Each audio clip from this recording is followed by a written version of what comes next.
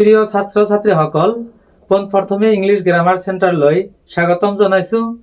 তাৰ পাছত যোৱা তিনিটা ক্লাছত তোমালোকক টেন্সৰ আলোচনা কৰিছো। প্ৰেজেন্ট টেন্স কাক বলে, প্রেজেন্ট টেন্স কেই প্রকার, কি আকৌ প্ৰতিটো টেন্স কাক বলে, স্ট্রাকচার উইথ এক্সাম্পল সহ ধুনীয়াকৈ বুজাই দিয়া হৈছে। লাষ্টত টেন্স কেনেকৈ ধৰিব লাগে এইটোও কোৱা হৈছে। তো গতিকে আজি ক্লাসটো লৈ আহিছো তোমালোকৰ কাৰণে পাস্ট টেন্স। এক নম্বৰ প্রেজেন্ট টেন্সৰ ভাগ চাৰিটা গৈছে, আকৌ আমি পাস্ট টেন্স আজি তোমালোকৰ কাৰণে লৈ আহিছো। ব্ল্যাকবোর্ড লৈ মনোযোগ দিবা যাতে অতি সহজে তোমালোকৰ মাইন্ডত সেভ কৰিব ল'ব পাৰা। এবাৰ চাবা বোর্ড লৈ পাস্ট টেন্স। মই তো আগৰ ক্লাছতে কৈছিলো টেন্স যদি ভালকৈ বুজা যায়, যদি এটা টেন্সৰ সূত্র জানা যায় তেনেহলে প্ৰতিটো টেন্স কাক বলে কিন্তু সহজে পোৱা যায়। আগৰ বিলাক তো হেনেকে আমি বুজাই গৈছো। সেই হিসাবে আজি কোৱাচোন পাস্ট টেন্স কাক বলে। পাস্ট মানে অতীত। হ্যাঁ, পাস্ট মানে অতীত, টেন্স মানে কাল, অতীত কাল। এবার প্রেজেন্ট টেন্স কাক বলে একটু মানে আগৰ ক্লাসের এটা পড়া ধরি লও, সেইবিলাক মনত আছে না নাই। প্রেজেন্ট টেন্স কাক বলে? বর্তমান কালত কোন একটা কাম করা বা হওয়া অবস্থা তাক প্রেজেন্ট টেন্স বলে। তেনেহলে ঠিক সেনেকে অলপ পাস্ট মানে প্রেজেন্টৰ ঠাইত পাস্ট হৈছে। প্রেজেন্টৰ মিনিং আছিল বর্তমান, এবার পাস্টৰ মিনিং হৈছে অতীত। এইখিনি হে তাত আছিল বর্তমান কাল, এবার হৈছে অতীত কাল। এবার চেষ্টা কৰাচোন, অলপ ভাবাচোন যে পাস্ট টেন্স কাক বলে, নিজে নিজে কব পৰা যায় নেকি? অতীত কালত কোন একটা কাম করা বা হওয়া বোঝায় তাক পাস্ট টেন্স বলে। ঠিক আছে, এইটো কি পাহৰি যাবা। আর যদি এই দুটো বুঝি পাইছা তেনেহলে আরো একটা প্রশ্ন করিম, এই ফিউচার টেন্স কাক বলে? ভবিষ্যৎ কালত কোন একটা কাম করা বা হওয়া বোঝায় তাক ফিউচার টেন্স বলে। তেনেহলে তো হৈ গৈছে আৰু মোক নালাগিবই, নিজে নিজে সব কোন টেন্স কাক বলে এইটো কব পাৰিবা। এবার আগৰ ক্লাছত যেনেকে আমি শিকাইছো যে প্রেজেন্ট টেন্স 4 প্রকার, আকৌ পাস্ট টেন্সও ঠিক সেনেকে 4 প্রকার। Past indefinite tense number 1, number 2 past continuous tense, number 3 past perfect tense, number 4 past perfect continuous tense. হ্যাঁ, বোর্ড লৈ লক্ষ্য করা পাস্ট টেন্সে 4 প্রকার। তারে 1 নম্বর হচ্ছে পাস্ট ইনডিফিনিট টেন্স। এটো আমি লিখিছো পাস্ট ইনডিফিনিট টেন্স কাক বলে, পাস্ট ইনডিফিনিট টেন্সৰ স্ট্রাকচার কি, তার মানে ফরমেশন কি, আৰু কেনেকে এইটো ট্রান্সলেশন কৰিব লাগে সেইটো আমি তোমালোকক বুজাই দিম। গতিকে বোর্ড লৈ ভালকৈ লক্ষ্য ৰাখিবা আৰু মনোযোগ কিন্তু ক্লাছৰ বাহিৰ ফালে নিদিবা, যাতে প্ৰত্যেক ছাত্ৰ ছাত্ৰীৰ মনোযোগ ক্লাছৰ ভিতৰত থাকে। এবার আনিছৰ কোৱাচোন পাস্ট ইনডিফিনিট টেন্স কাক বলে? অতীত কালত কোন একটা কাম করা বা হয় তাক পাস্ট ইনডিফিনিট টেন্স বলে। নো, এটা তো রং অ্যান্সার। এটা রং অ্যান্সার, কারণ এবার সোয়া তুমি যেটা অ্যান্সার কইছে পাস্ট টেন্স কাক বলে একটু কোৱাচোন। পাস্ট টেন্স কাক বলে? অতীত কালত কোন একটা কাম অনিষ্টভাবে করা, অতীত কালত কোন একটা কাম করা হয় তাক পাস্ট ইনডিফিনিট টেন্স বলে, পাস্ট টেন্স বলে। পাস্ট টেন্স বলে। তাহলে এবার যে নতুন কই ইনডিফিনিট শব্দটো সোমাইছে, ইনডিফিনিট শব্দটো সোমাইছে, তাহলে এটার মিনিংটো তো তাত অ্যাটাচ কৰি দিব লাগিব। এটো যে দিয়া নাই এটা দিব লাগিব তো। ইনডিফিনিট মানে কি? হয়, ইনডিফিনিটের মিনিং না জানা। ইনডিফিনিট শব্দটোর মিনিং এ হইছে অনির্দিষ্ট। এবার কোৱাচোন পাস্ট ইনডিফিনিট টেন্স কাক বলে? অতীত কালত কোন একটা কাম অনিষ্টভাবে করা বা হয় তাক পাস্ট ইনডিফিনিট টেন্স। হ্যাঁ, থ্যাংক ইউ। এবার ঠিক আছে। তেনেহলে ইয়াৰ পাছত যে পাছৰ টেন্স বিলাক আহিব, এই অকল মিনিংটো এইটো জানি লবা, তাৰ পাছত এই এটা সূত্ৰতে সব ক'ব পাৰিবা। এবার আহো আমি স্ট্রাকচার লৈ ফরমেশন লৈ আহিছো পাস্ট ইনডিফিনিট টেন্সৰ। ইংলিশ ফরমেশন হৈছে subject plus past verb plus object. এই ফর্মুলাটো কিন্তু মনত ৰাখিবা, এটা পাহৰি নাযাবা, পাহৰি নাযাবা এই ফর্মুলাটো। ফর্মুলাৰ ওপৰত কিবা প্ৰশ্ন আছে নেকি? স্যার মই তো স্কুলত পাইছো পাস্ট ভার্ব, এটা পাস্ট ভার্ব তো পোৱা নাই, ভার্ব টু হৈছে পাইছো। তেনেহলে এইটো বুজি পোৱা নাই। স্যার ঠিক আছে, এইটো ভার্ব টু কোনো ঠাইতে গ্রামাৰত কিন্তু ভার্ব টু নাই, কিন্তু তোমালোকৰ ছাৰে কৈছে না। হ্যাঁ, কয় কোনোবা ছাৰে কয় যে ভার্ব 1 ভার্ব 2 ভার্ব 3 কয়, ময়ো গম পাওঁ, ময়ো বুজি পাওঁ, কিন্তু গ্রামাৰত কোনো ঠাইতে কিন্তু এই গ্রামাৰ যে লিস্ট অফ ভার্ব আছে তাত লিখা আছে চাবা ভালকৈ যে present past past participle, present past past participle লিখা আছে, তাত কিন্তু ভার্ব 1 ভার্ব 2 লিখা নাই। চাবা এইটো মোৰ কথাটো প্রুভ কৰিবা। সেইকাৰণে আমি ইয়াত পাস্ট ভার্ব লিখিছো, যেটো শুদ্ধ সেইটো হে লিখিব লাগে পাস্ট ভার্ব। এতে খাতা বাহির করা তা তো 5 পার্ট লিখা আছে, আকৌ গ্রামারও তো 5 পার্ট লিখা আছে, কিন্তু তোমালোকে কি এই ভার্ব টু দেখাবো পারিবা? মোক পারিবা? তেনেহলে সেইটো কই লাভ কি আছে? ঠিক আছে, ওকে, প্লাস সাবজেক্ট। এতিয়া ফরমেশনটো বুঝি পাইছা না? এবার এই 5 ইনডিফিনিট টেন্সরে সাবা অ্যাসামিজ ফরমেশন আছে বা চিনাকি আছে, ছিল, ছিলা, ছিল। স্যার মই স্কুলত ইংলিশৰ ফৰ্মেশ্যন পাইছিলোঁ, ইয়াত আছামিজ ফৰ্মেশ্যন ক'ৰ পৰা আহিছে? এইটো কৰ পৰা আহিল? এইটো তেনেহলে তুমি জীৱনত দেখা নাই না? আচৰিত কথা, বহু ছাত্ৰ ছাত্ৰী ময়ো পঢ়াইছো যে অসমীয়া চিনাকি টেন্সৰ এইটো জীৱনত দেখাই নাই। ঠিক আছে, তেনেহলে মোৰ ইয়াত আহিছে যদি মই এইটো শিকাই দিওঁ, এই অসমীয়া চিনাকি থাকিলে তোমালোকৰ সুবিধা কি হ'ব, আকৌ তোমালোকে কিমান সহজে ট্ৰেন্সলেশ্যন কৰিব পাৰিবা, সেইটো ইয়াত আজি পাই যাবা। আগত যদি পোৱা নাই আজি পাই যাবা কিন্তু। ঠিক আছে, এবার লক্ষ্য করিবা প্রতিটা টেন্সরে অসমীয়া চিনাকি আছে। এনেকে মানে টেন্স ধরার সুবিধা, যেনেকে ইংরেজিত ফরমেশন প্রতিটা টেন্সর বেলেগ বেলেগ ফরমেশন আছে না নাই? আছে। ঠিক সেনেকে অসমীয়াতো বেলেগ বেলেগ ফরমেশন আছে, অসমীয়াত চিনাকি আছে। এইটো চালে কোন টেন্স অসমীয়াত এটা ট্ৰেন্সলেশ্যন সহজে ধৰিব পাৰিবা।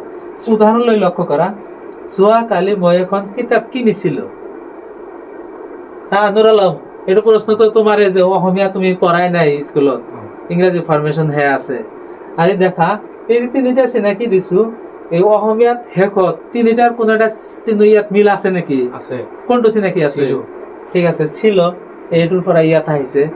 এবাৰ পৰীক্ষাত যেতিয়া ট্ৰেন্সলেশ্যন পাবা তুমি অসমীয়াত, বা এনে যদি কিবা এটা ট্ৰেন্সলেশ্যন কৰিব লাগে, ইংৰাজীত কথা পাতিব লাগে, তেনেহলে প্ৰথমে লক্ষ্য কৰিবা যে এই শেষত মানে অসমীয়াত ভাৰ্বৰ লগত এই 5 ইনডিফিনিট টেন্সৰ কোনো এটা চিনাকি, কোনটো চিনাকি আছে?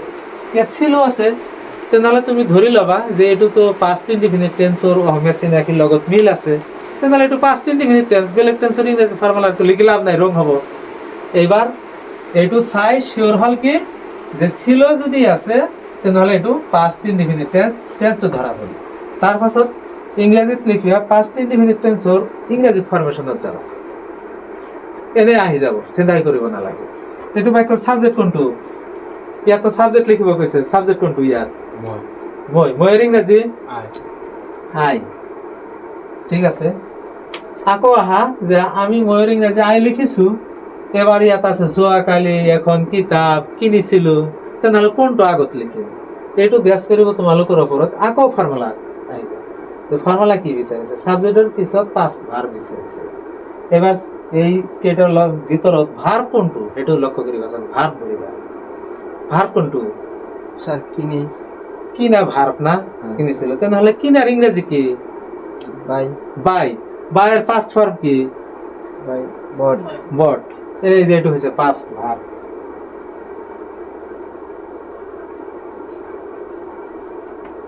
আই বট, মই কিনিছিলো।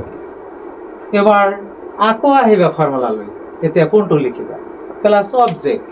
অবজেক্ট মানে অবজেক্টটো বাহিৰ কৰিবা কি? ভাৰ্বক প্ৰশ্ন কৰিবা, কাক নাইবা কিৰে, যে মই কিনিছিলো, মই কি কিনিছিলো? এখন কিতাপ। এই যে আনসার যে আছে এটা হচ্ছে অবজেক্ট। এখন কিতাপৰ ইংরেজি এ মানে এখন, এ মানে এজন, এ মানে এটা, বুক। মই এখন কিতাপ কিনিছিলো, এইখিনি হৈ গ'ল। এবার বাকি থাকিল কি? যোৱাকালি। যোৱাকালিৰ ইংৰাজী কি? yesterday. yesterday.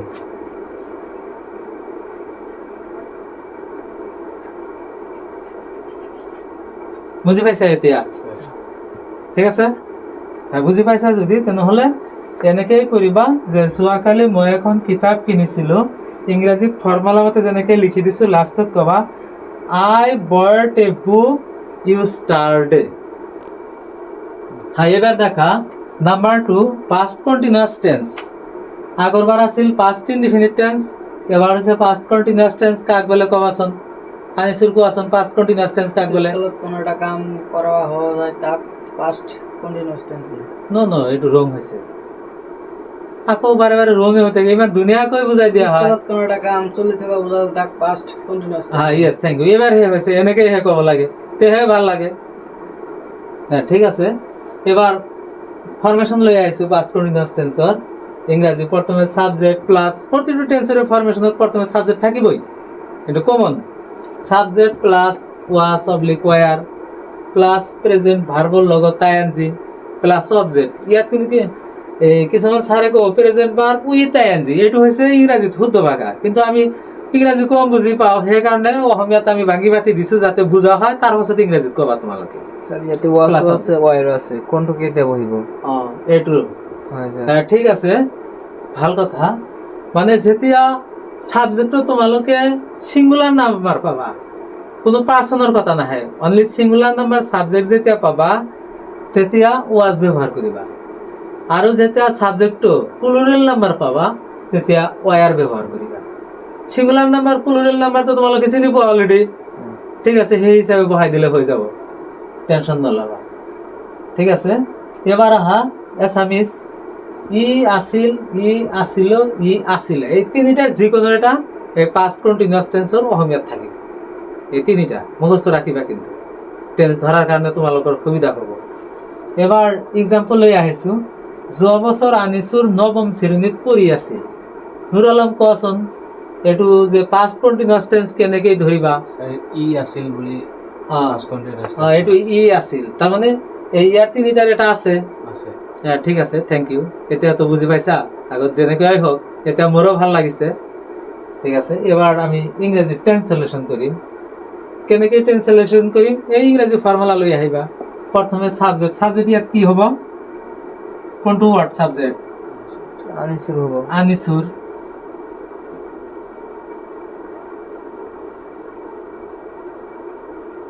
ঠিক আছে, আনিসুর হল। আকৌ ফর্মুলাত ইয়াত ওয়াজ ওয়ার, কোনটো বহিব? বুজাই তো দিছো অলপ আগত। ওয়াস বহিব। ওয়াজ বহিব। কিয় ওয়াজ বহিব? Singular. Yes, very good. Anisur was. এবার আহা এই ফর্মুলা লৈ প্রেজেন্ট ভার্বৰ লগতে এনজি, ইয়াত ভার্ব কোনটো? এই যে বাক্যটো যে আছে যে যোৱা বছৰ আনিসুৰ ইংৰাজীত লিখা হল নৱম শ্ৰেণীত পঢ়ি আছিল, ইয়াত ভার্ব কোনটো? এইটো বাহিৰ কৰিবাচোন। স্যার পড়ি। পঢ়া, পঢ়ি, এইটো হৈছে ভার্ব। পঢ়াৰ ইংৰাজী রেড। রিড। এইটো হৈছে প্রেজেন্ট ভার্ব। প্রেজেন্ট ভার্বৰ লগত কি যোগ দিব কৈছে? আইএনজি। ফর্মুলা যি কৈছে তাকে কৰিম, প্লাস অবজেক্ট। এই ইয়ালৈ আহিছো, এবাৰ অবজেক্ট। আচ্ছা, ঠিক আছে। এবার কোন ক্লাসত পঢ়ি আছে? ইয়াত যেহেতু মানে অবজেক্ট আচলতে নাই, ইয়াত আদার পার্ট আছে। নৱম শ্ৰেণীত, নৱম শ্ৰেণীৰ ইংৰাজী কি? 9 ক্লাস। শ্রেণীর ইংরেজি ক্লাস, নবমের ইংরেজি 9, ক্লাস 9। এবার যে ইয়াত তো আছে, তো আর ইংরেজি এটা লাগিব না নাই? তো আর ইংরেজি লাগিব না নাই? সেই কারণে ইয়াত দিব লাগিব ইন। ইন মানে ভিতৰত বা তো। ইন ক্লাস 9 হৈছে। এইটো ৰোমান সংখ্যাৰেও দিব পাৰা, এনেকে আখৰেৰেও দিব পাৰিবা। এনেকে যদি দিয়া 9 তথাপি হ'ব, তোমালোকৰ ইচ্ছা, এজ ইউৰ উইশ। এইটোও দিব পাৰা, এইটোও দিব পাৰা, হ'ব। এবার বাকি থাকিল কি? এইখিনিৰ মিনিং হৈছে আনিছুৰ নৱম শ্ৰেণীত পঢ়ি আছিল। বাকি কি থাকিল? যোৱা বছৰৰ ইংৰাজী লাস্ট ইয়ার। Last year.